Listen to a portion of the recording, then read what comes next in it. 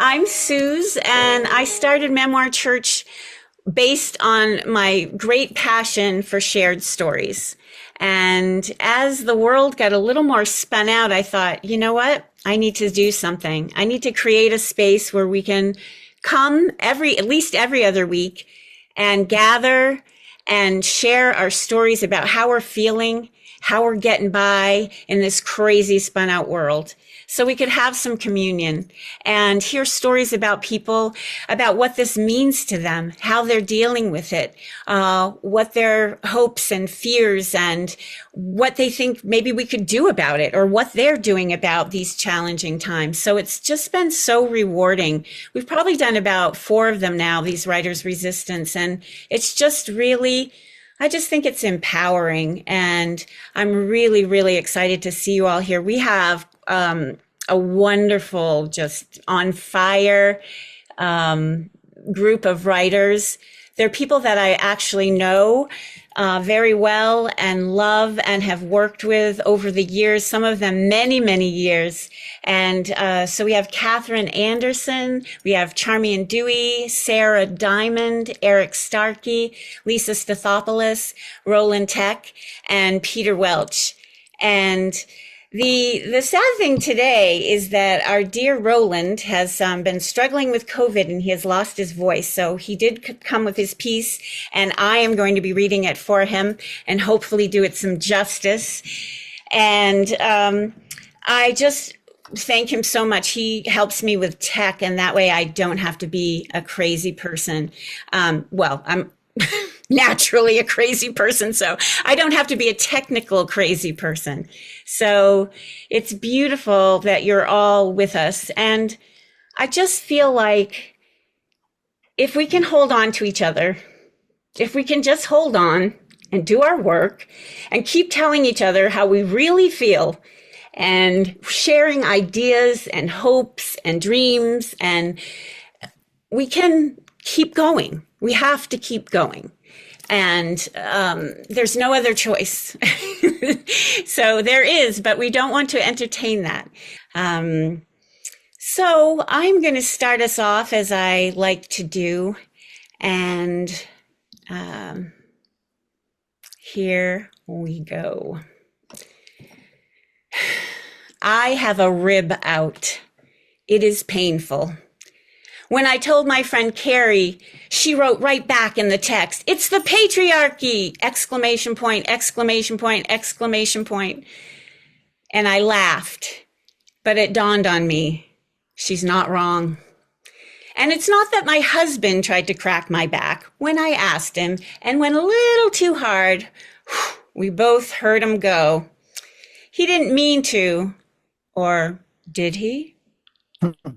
I mean, the men who are systematically stripping of us of our autonomy, our softness, our health, our vote, the ones that are clawing away at our reproductive rights so that the very things our bodies are designed to do is a must do, have to do, or an act of homicide if our body rejects a fetus or we don't want one.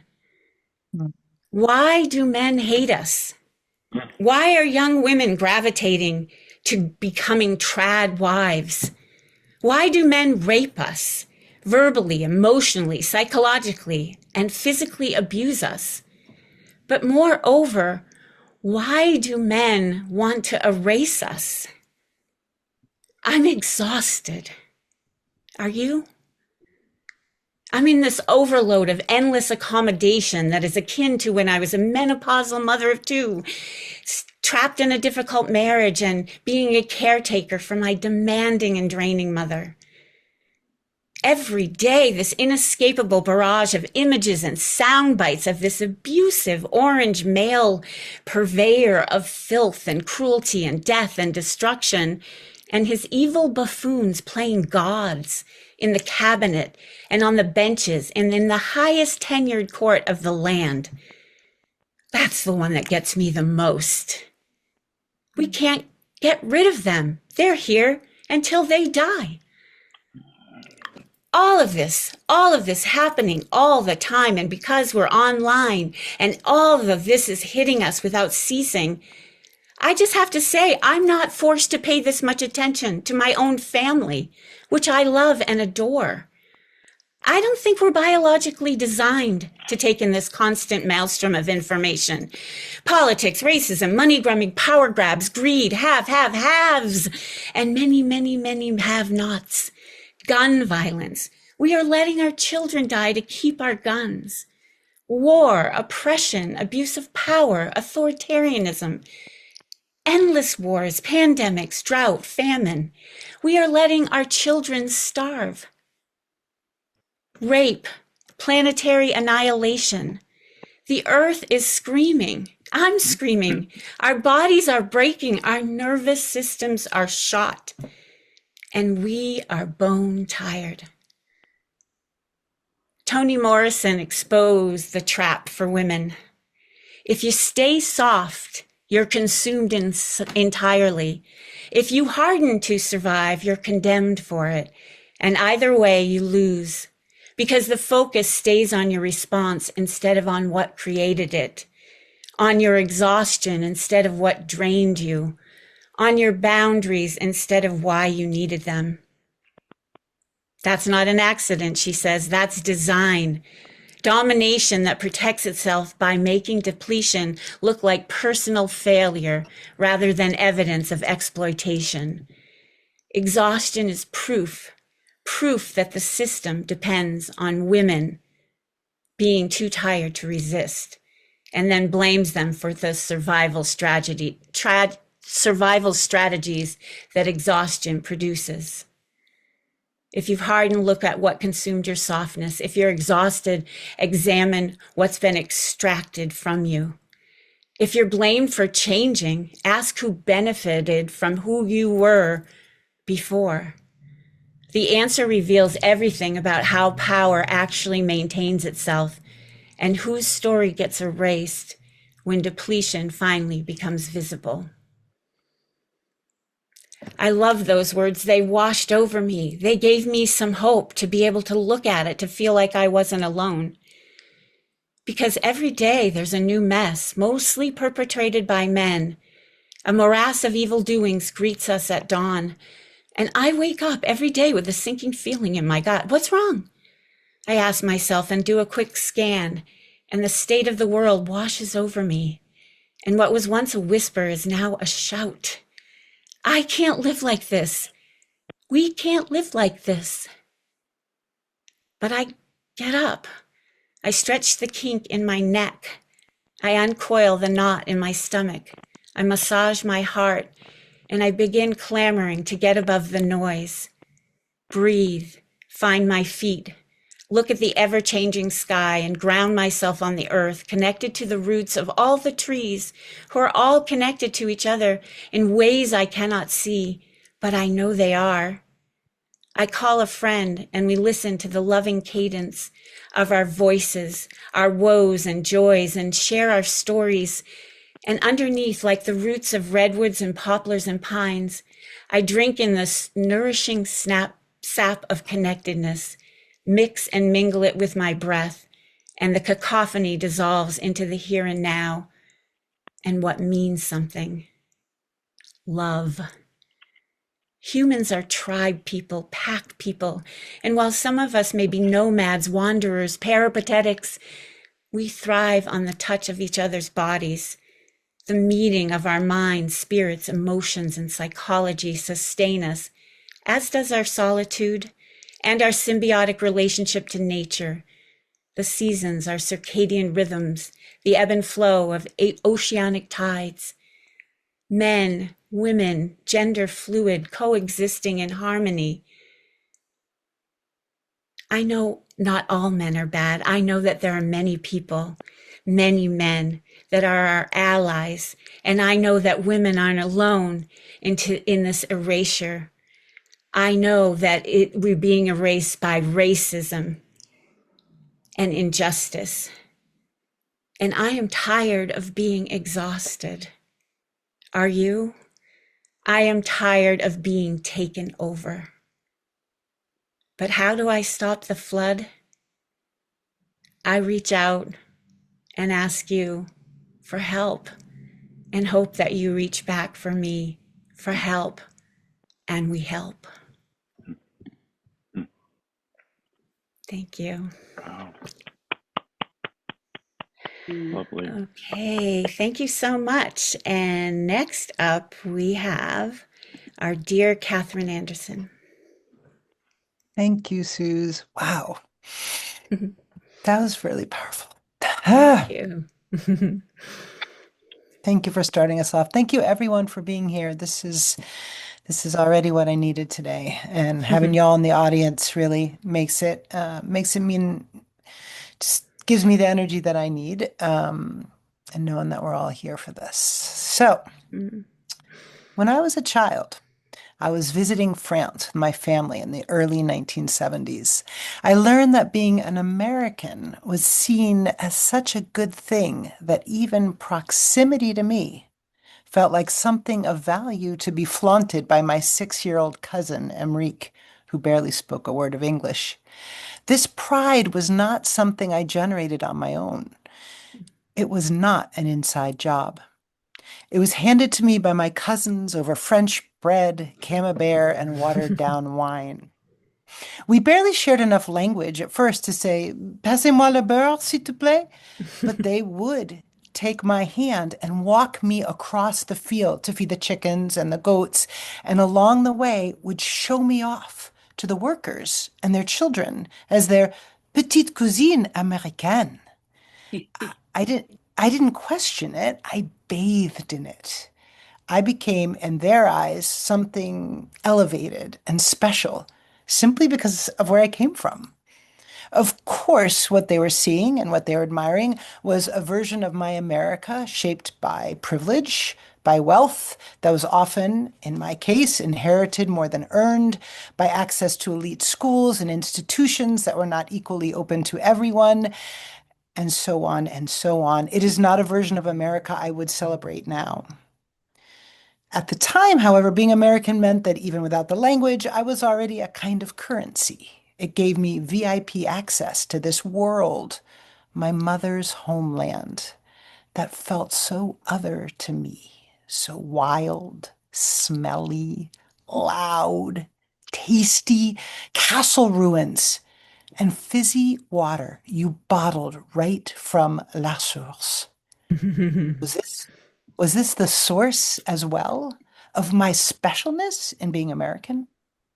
My mother came to the United States when she was 8 years old from Guadeloupe, not speaking any English, under the threat of war. By the time she was 17, she was at Georgetown University, still holding only her French citizenship. After she married my father, she made the decision to become an American citizen and to relinquish voluntarily her French nationality. She didn't have to do that. She chose to. Why? She made that choice because she was afraid that if she had sons, my brothers are responsible for everything, by the way. If she had sons, did I say that? I said that. If she had sons, they might be required to serve in the French army. So the body that carried me and my brothers at that time gave up its right to be French. Years later, when that fear no longer applied, and long after her marriage had ended, my mother chose to reclaim her French citizenship. Mandatory conscription was a thing of the past. This was part also of her return to herself. The egg, back to the egg, Suze. The egg I came from was French. The womb I was born from was not. The woman I was lying next to reciting the rosary when she died was French again. I am not. This past year, I tried to reclaim that citizenship through her lineage. It was not a symbolic effort. It was months of paperwork, letters, legal conversations. I told myself that I was not trying to leave here, but I wanted the option. I wanted to be able to say that I saw this country clearly and was choosing to stay anyway. It didn't work out. I was more affected by that than I expected to be. Because what I lost was not just a legal status. I lost a connection to my mother. I lost that my belonging here was something I could choose. Mhm. Fast forward to last week. 2 weeks ago, tomorrow, I was in Mexico at the base of a pyramid where an act of violence unfolded. It was largely thwarted, but it was very real, and I was there with my son and my bonus daughter. Our lives were spared by something as simple as timing. What stayed with me was not only the fear, but what followed. I found myself feeling a kind of pull that I had not expected. It was not pride. It was not denial of what is broken. Lots is broken. It felt more like a sense of responsibility by standing there in a place that was not mine, having been spared something that felt deeply familiar. I understood that instinct differently. I pulled on my guide's sleeve. This is serious. We have to go now. It was less about a belief and more about a commitment. I used to think being American was something I could feel proud of without question when I was little. Then I believed it was something I needed to interrogate. Now it feels like something I am inside of. I no longer experience my presence here as a clean choice, and yet I also cannot say that it is only circumstance. It is something much more complicated than that. For me, being an American now means living with that tension. It means seeing clearly that what is broken and still feeling, it means seeing clearly what is broken and still feeling a responsibility to nurture carefully what remains. It means understanding that I do not get to stand outside of it, even if I wish at times that I could. I am here, and I'm trying to understand what it means to belong to something I cannot leave. So I have something left to show my grandchildren and their little cousins. Why one day, when I was just as old as them, I took for granted how special it was to be an American. Mm. Thank you, Catherine. It's so good to have you in the room. I'm glad you're safe and you survived. I appreciate it. And next up, we have Lisa Stathopoulos. Dream escape. Asleep at night, I commune with people from my life. In my dreams, everyone gets along, mostly. Real life issues resolved. There are no rifts, no petty arguments, no long-standing, weighty grudges. In my dreams, I work with people in varied capacities. We talk through problems, diffuse disagreements, all in real time. Authenticity is treasured, encouraged, mendacity shunned. Ensemble, shared purpose, art is alive. In my dreams, the dead live. I hear my mother's laugh. She has the best laugh, an infectious laugh. My father is chuckling and calling me Lizzie, the name he gave me. Best because it's short for the lizard. Mom, the gatherer, has summoned the family for yet another celebration. We eat and talk and play cards, our favorite French game, 63. We tell stories and play dictionary or charades. No one is looking at a phone. Screens are for keeping mosquitoes out. No nonsense mom suffers no meanness, no jilting of others, and welcomes all. Forgiveness reigns supreme. There will be no divisions, no skulking away and leaking of or nurturing wounds. In my dreams, the father of my children is still my friend. I ask him questions about our 40-some-year past. Little things, sometimes silly things, not terribly important. I mean, what do they matter really, but to track the details of one's life? I long to remember random things. Hey, where did we get that Charlie Brown Christmas tree we lashed to the bowsprit of the Stuart Little while sailing from Jost Van Dyke to St. Bart's back in '85? It grew brown and brittle from salt spray and sun by the time the Wildcat spun and we dropped anchor in Gustavia. Remember? Was it in Tortola? We got the tastiest grouper ever from the local fisherman who sculled out to us in his happy-colored skiff where we were anchored off. Ah, he was so pleased to share his delicious catch. Hey, did we ever learn the real name of that kind of portly summer kid who always flew into the cove on his beat-up gray one-speed bike? Everybody called him somebody, as in somebody's cousin. In my dreams, I get to ask people why, and they tell me. They share what's difficult to say. They don't just walk away leaving me confused and feeling bad. In the dark of night, I get to know, get a chance to make things better. Oh, but nightmares. They come too often. They are different. They are not fun.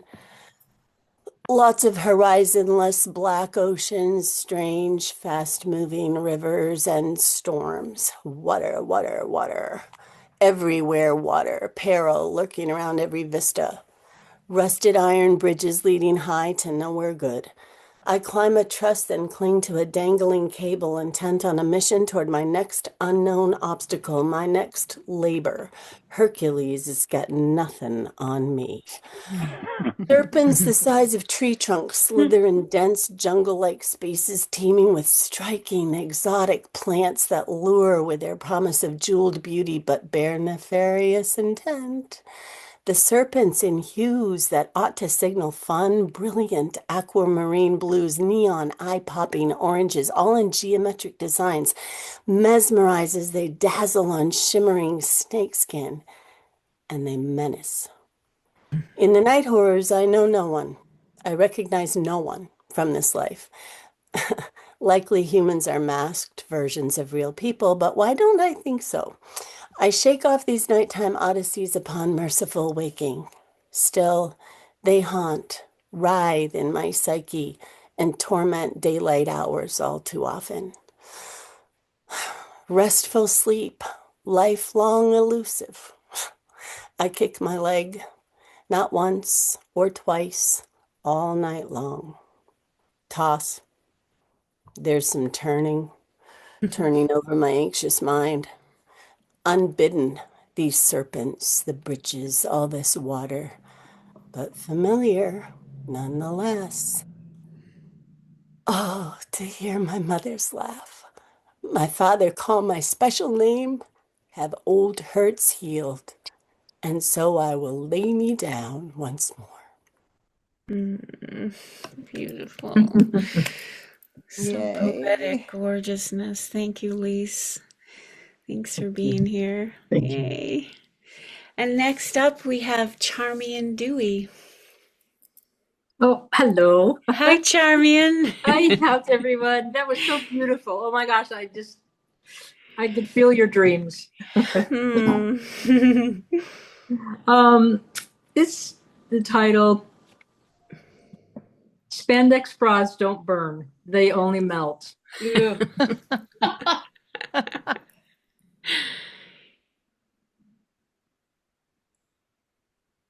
It was the 60s and the 70s.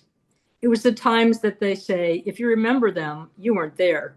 The boomer generation had not yet been popularized. That phrase, we were called hippies and protesters, and we were very busy throwing our all-natural cotton bras onto a big pile in the quad, watching them go up in flames. We hugged trees as bulldozers approached and attended peaceful sit-ins for sexual equality and women's rights. Amazingly for the times, presidential contender JFK rallied loudly in support of women's rights. So we marched to help him get elected. And then he hired not one woman for his cabinet. Really? And became America's most prolific philandering president to boot. Really? Much of the chagrin of the seriously opposing nice Southern gentleman Republicans, it still took until 1974, 5 years after women were actually starting to be permitted to enroll in universities, i.e. Yale, for Title IX to pass, Title VI to pass a ban on sex discrimination and harassment in education. America was smack dab in the middle of 2 decades of surging lawsuits against employers and state laws. It was 1974 Title VI Civil Rights Act stated discrimination based on gender was now illegal. Hey, wow, what a concept. Now they couldn't fire you if you got knocked up. And oh, I did get knocked up. Consequently fired by Michigan State University. And yep, I did. I rose up and took MSU to court for sex discrimination. Believe me when I say it was a major victory for those times, those crazy times. Crazy times, yes, and also very busy times. Volunteer service programs were popping up seemingly every day like a new sunrise. Vista, Peace Corps, and Youth Conservation Services, just to name a few. There was just so much work to do. We marched for the women's liberation, gay rights, student rights, and free speech. Then there was all the anti-stuff, anti-Vietnam, anti-age, gender, disabilities, and senior discrimination, anti-establishment, anti-nuclear, anti-pollution, and war against poverty. Phew. Fast forward to now. It's me, some decades later. I have a precious granddaughter making her way into adulthood, balancing all the expectations placed on her while working hard to remain true to a young woman's self. Yes, I do. I worry about her on so many levels. For example, this morning, I was chatting with a young millennial friend about the ways of today's world. Worrying, had all the progress we had made been for naught? Wait, what? My friend exclaims. So I wouldn't get pregnant and so I could get a credit card. That's why I got married, I reply. I tell her that it wasn't until 1972 that single women could get birth control pills without being married and also requiring her husband's permission as well. And it was not until 1974 that a single woman could finally get a credit card in her own name, not just as an adjunct to her husband. What happened to these victories? Were they so fragile that they could be toppled on a whim? I'm relieved to hear my friend say she votes like her daughter's life depend on it, because it does. And because I'm worried that were we to do this all again in a puddle of melted spandex, it just wouldn't make quite the significant statement as that of a roaring flame of a cotton bra. We've come a long way, baby. Or have we? How about a sing-along? Leslie Gore, 1963, You Don't Own Me. Edwin Starr, 1970, War. Helen Reddy, 1972, I Am Woman, Hear Me Roar. Thank you so much, Charmian.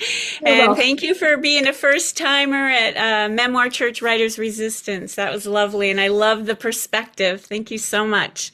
Thank you. And next up, I'm scrolling to my list. My hats are on. We have Eric Starkey, who is also a first timer here to Writers Resistance. And we're really glad you're here, Eric. Thanks. I hope everybody can hear me okay. Yeah. This is from a longer piece. Here in the Bible Belt, I've lost touch with many of the friends and family that I grew up with. Conversations steer away from anything to do with politics, women's rights, immigration, and especially religion. No one ever asks me what I think about God.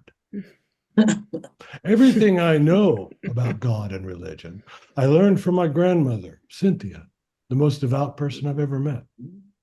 She had long white hair braided into 2 long ropes that she wrapped around the back of her head and then pinned to the top.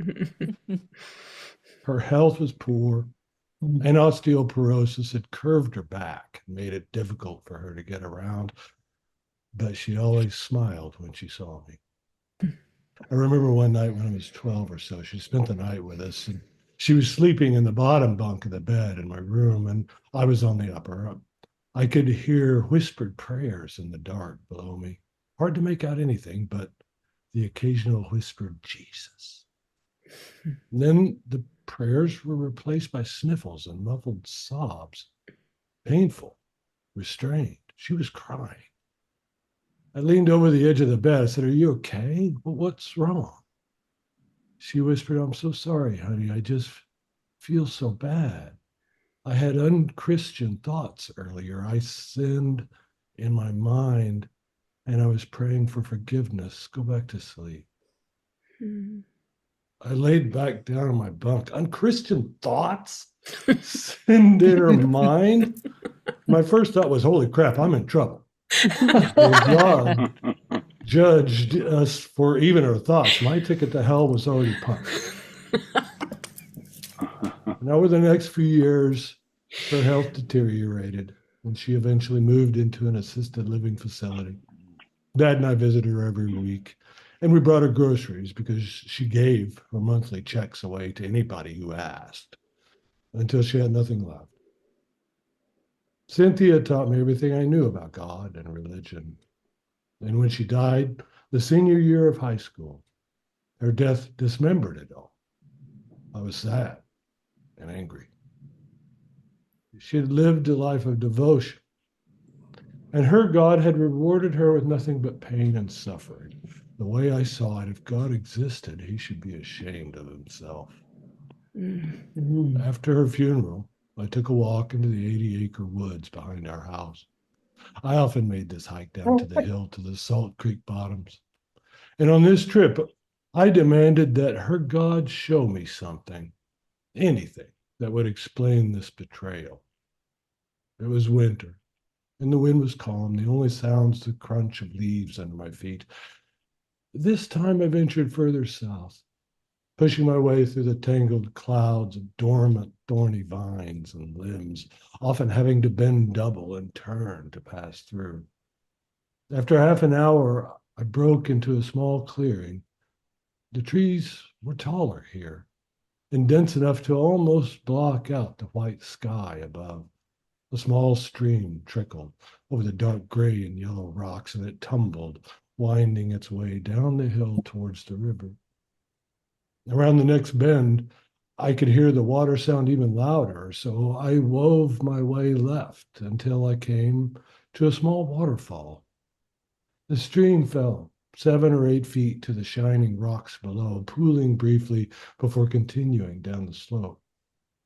Waterfalls are rare in that part of the country, and this one was beautiful in its simplicity. It was as good a spot as any to listen, so I sat down in the crunchy leaves. I sat for a long time, listening, waiting, watching the water. And just as I was about to pick up and continue downstream, I took note of an enormous blackjack tree growing out of the rocks at the bed of the stream. It stretched in black burls and twists 30 feet above the upper bank. The biggest blackjack tree I've ever seen. Tracing its gnarled and rough trunk, I noticed about 6 feet up from where its roots twisted into the rocks that it had extended a second root system directly into the topsoil, into the rock and the upper bank. Blackjacks are notoriously ugly trees, but this one was majestic, almost elegant. I marveled how it could have grown from the chaos of rocks and rushing water and survived long enough to reach out to the soil at the top of the bank. And not only had it survived, but the secondary roots had also stabilized the topsoil, making the waterfall possible. For without the tree, the rushing water would have found a gentler path down to the river. How many years had this tree shaped and been shaped by the water, the rocks, and the trees around it? For all I knew, no other eyes had ever witnessed this possible giant. I felt something shift in me that would take years to unravel. Today, I wrestle a different sort of grief. I grieve the chasm of disconnection between myself and those friends and family that still cling to that separate, indifferent God existing somewhere else. I yearn to reach out across that gulf, to take them by the hand and show them that God doesn't exist outside of us. All of us, each and every one, are brief gestures of God, shaping and being shaped by this stream of time that animates and erodes us. There is no such thing as a metaphor. Ah, so lovely. Thank you, Eric. Oh, as a writing teacher, I would have to argue with, no, I'm kidding. No, there is no such thing as a metaphor. It was very beautiful. And thank you for being here today for your first time as well. Thank you. Okay, and next up we have Sarah Diamond. you Hi, so Sarah. much. A gesture from Welcome. God. Wow. Yeah, And beautiful over something stuff. completely different. This is a justifiably angry feminist rant. Yay! It's a memo. Is this a feminism day or something? Michelle? It's a What'd you say? feminism day. I guess we just It all sure showed up. is. This wasn't We're gonna end up curated, burning man. these No, bras. okay. Spandex or cotton.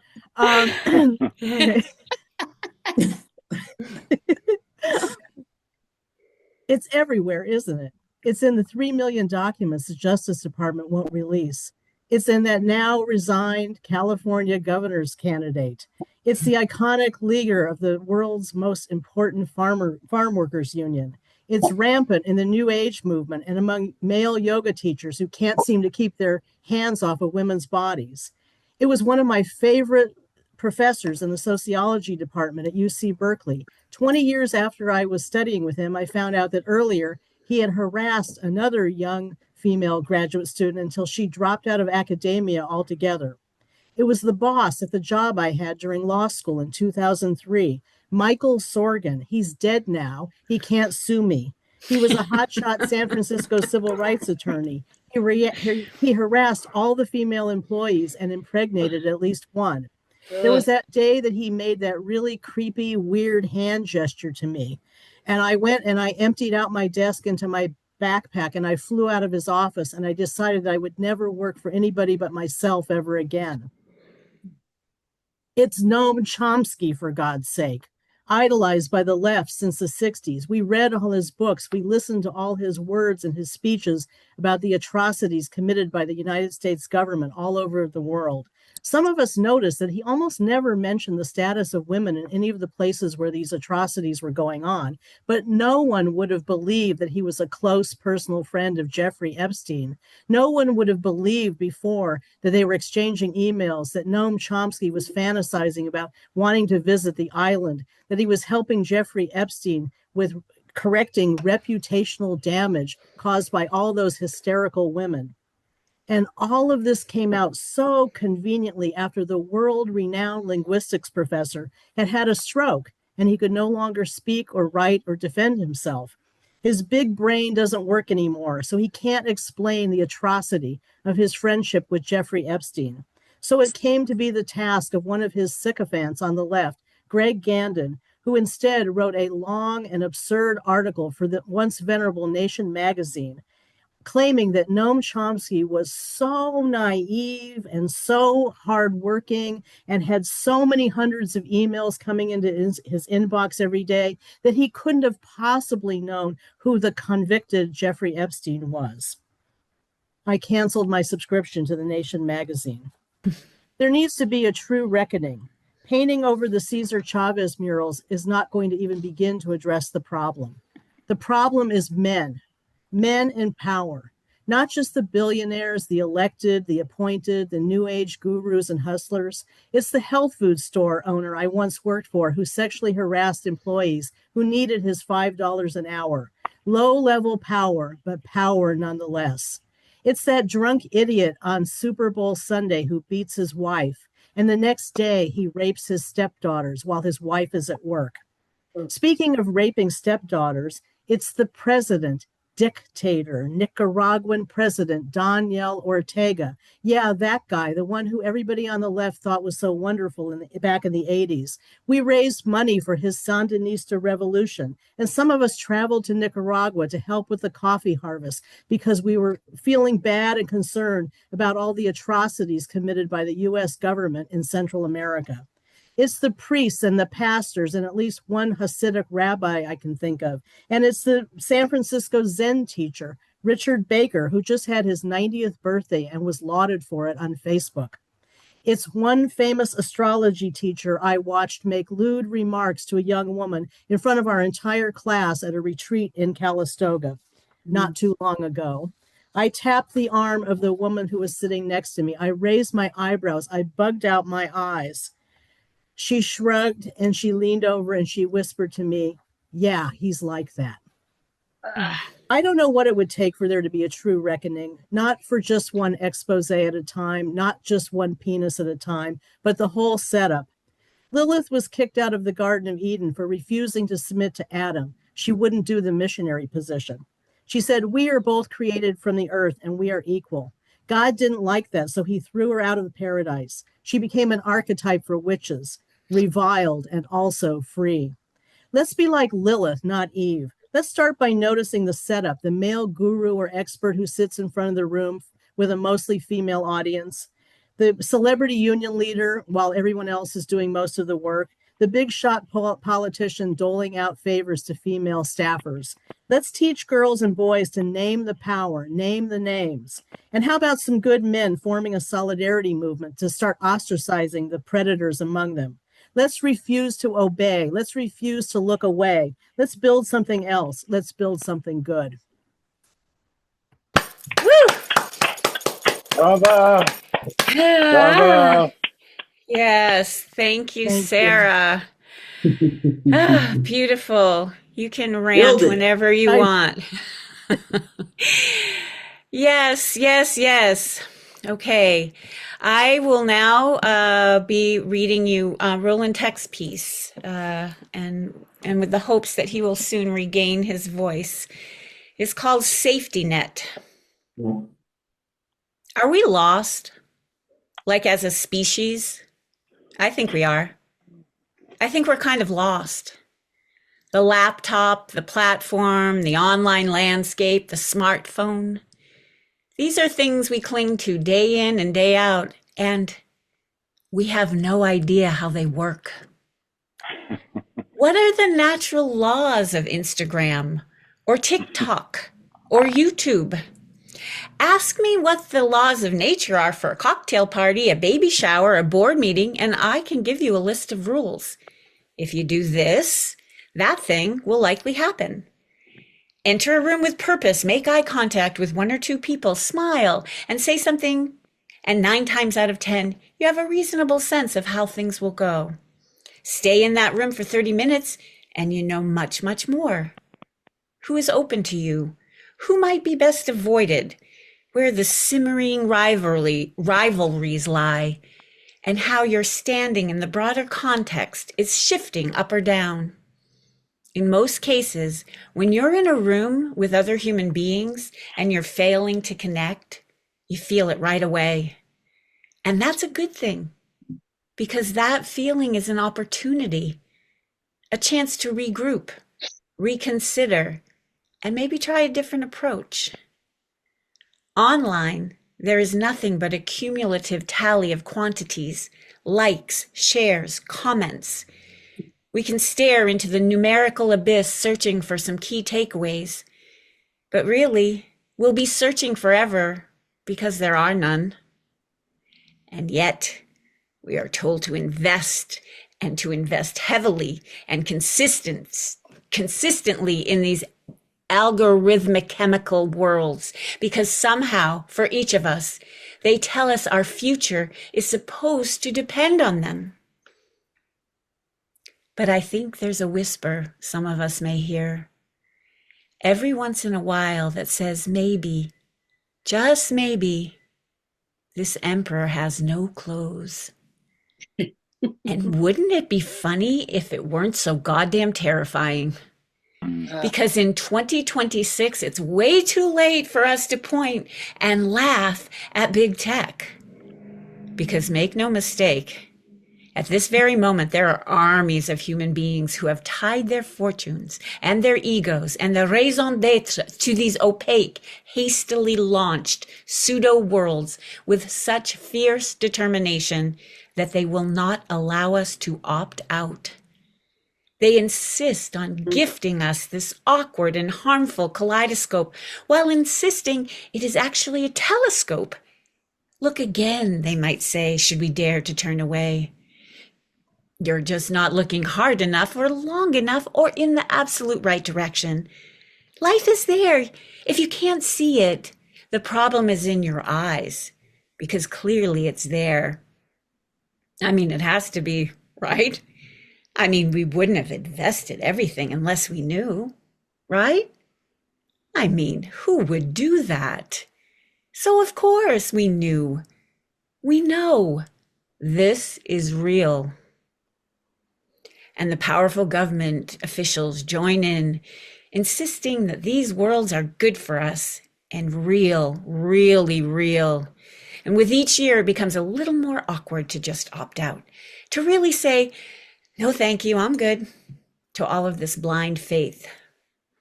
People tell me I might be missing out. Might be. What if the guys, and they are mostly guys, selling us all their myths of technology as indispensable, just aren't willing to take no for an answer? What if opting out of their overfunded and universally hyped offerings annoys them, like deeply? Opting out of algorithms, for instance, is now virtually impossible. If you bank or pay for health insurance or use a major credit card, there are formulas deciding stuff for you. And nobody holding the keys to the controls has any intention of making any of it transparent, ever. So right now, already, the tech bro millionaires are punishing us, for all sorts of offenses, real and imagined, built upon a foundation of hidden values and biases, most of which we will never even know were there, working against us in the shadows. It's not safe for human beings in places where relationships, the foundation of what makes life worth living, what keeps us safe, what gets us up in the morning, are under threat. They built a bunch of artificial worlds on an anti-human assumption that every one of us can be described as a unique string of numbers. And we are not numbers. We are not numbers. We are not numbers. We are not. In a world of nothing but numbers, how on earth will we know we exist? How do I know I'm real? When I am seen by you. That's how. I'm neither one nor zero, just something vaguely in between. Thank you, Roland. You are not a number. None of us are. Thank you so much. And we are going to wrap up today's reading with the beautiful Peter Welch. Oh, thank you, Suze. A good man. Oh, As is Roland and the rest of the men in this Zoom room, Eric and Morty and Thank you, Suze. So my piece is called Joy as Resistance, Phylogeny as Revolution. As I'm gathering down branches from the winter's wind and weight, I look up through the trees in our yard and see the two neighbor girls, Juliet and her younger sister, Noelle, at the edge of the driveway. Juliet is on some kind of scooter, joyfully making her way across the cul-de-sac, pushing herself off to see how far and fast she can go. Their dad, Jared, watches from a close distance. Number 1, phylogeny is the love of, admiration for, and respect for women and girls. Why don't we know that word? I walk to the driveway's edge to say hello. I bring a rake along for appearances to make it seem that I'm going to be doing some cleanup here, but what I really like most is to visit with the girls and their dad. 2, phylogeny is the antonym of misogyny. Juliet and I, on occasion, assemble at the puddle in the street between our house and hers. There's a permanent 3 to 4 foot dimple in the pavement, enough depth to hold an inch or two of water after a rainstorm. Our encounters are a quiet and lovely exchange between us. Her grandmother Lynn worries that Juliet isn't yet talking. What I know is that splashing together requires no words. Our attention is on the puddle and what kind of fun we might discover between us and the water staring back. Number 3, phylogeny can be seen as a form of philosophy that dismantles patriarchal structures and supports female autonomy, sovereignty, and dignity. Good morning, I offer to Juliet and her sister Noelle. Today, Juliet utters a quiet, good morning, looking up with a sweet smile and genuine kindness in her eyes. No. Noelle looks up too, curious about this giant in front of her. They are dressed for early spring in Maine, puff jackets, mittens, and identical pom-pom hats with pom-poms the size of grapefruit. They are adorable. Number 4, phylogeny empowers and celebrates all women and girls. Juliet is now 4, she tells me. I spy her dad, Jared, and we smile at the sweetness of the moment. Then she points to the puddle. Without missing a beat, we are all at water's edge. Then Juliet peers up at me with an expression of, who's going first? We watch each other to see who will make the first move. Number 5, phylogeny creates a sense of safety and well-being for women and girls and those who love them. A few seconds go by, then I tap my foot in the puddle's epicenter, just enough of a splash to get us going. Juliet giggles. Then she taps her foot in the water, a minor soaking of the stylish full leather boots she's wearing. Number 6, phylogeny amplifies women's and girls' voices and stories. I tap again, this time with a little more oomph. The water's trajectory reaches both Juliet and Noelle at the lip of the puddle. Jared's grin is ready to burst. In an instant, Noelle jumps with both feet into the puddle. Her splash reaches all of us and she giggles, her eyes smiling up at me. Number 7, phylogeny lifts up womankind and girlkind. Juliet encourages her dad to join the fun. He shakes his head no, but seems to be considering the invitation as he looks on enjoying the play among us. Number 8, phylogeny contributes to the physical and emotional safety of gender non-conforming boys. Juliet, Noelle, and I take turns as we each stomp a foot into the puddle. Jared decides he's ready and slaps his foot into the water too. His girls squeal with delight. Then the game shifts. Juliet is the leader, followed by Noelle, and then me as we march down the road. Destination, Joy Street. Number 9, phylogeny teaches us to trust and respect women and girls. A few minutes later, Jared offers, all right, let's go say goodbye to Mom before she goes to work. I picked up the rake and say that I need to get back to work too. Juliet has heard her dad, but looks up at me and says, can I help? Her offer is 4-year-old earnest, and I'm touched by her wish to spend more time together. I would love your help the next time I'm out here doing yard work. Thank you, Juliet. This answer seems to satisfy her as she pivots and joins her sister and father walking back to their house next to ours. They are a few yards down the road, and as I look up to watch them go, Juliet turns her head and waves goodbye. Number 10, phylogeny is the love of, admiration for, and respect for women and girls. Why don't we know that word?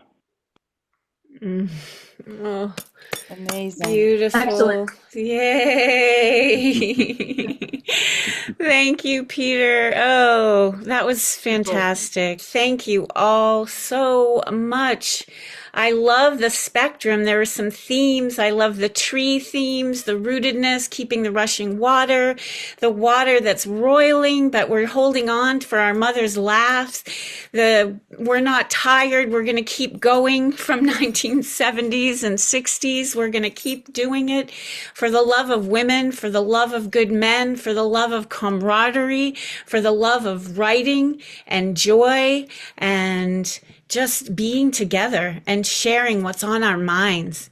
I just want to say that this is one of my favorite times of the week, the first of the month, the first Sunday, when we can get together and just say, hey, we're here. And I know we can't reach out and touch and that we are numbers and we use this technology, but I feel your energy here and I feel your love emanating for words, for illumination. And I just want to end with Ursula K. Le Guin quote for everybody. Hard times are coming when we'll be wanting the voices of writers who can see alternatives to how we live now, can see through our fear-stricken society and its obsessive technologies to other ways of being, and even imagine real grounds for hope.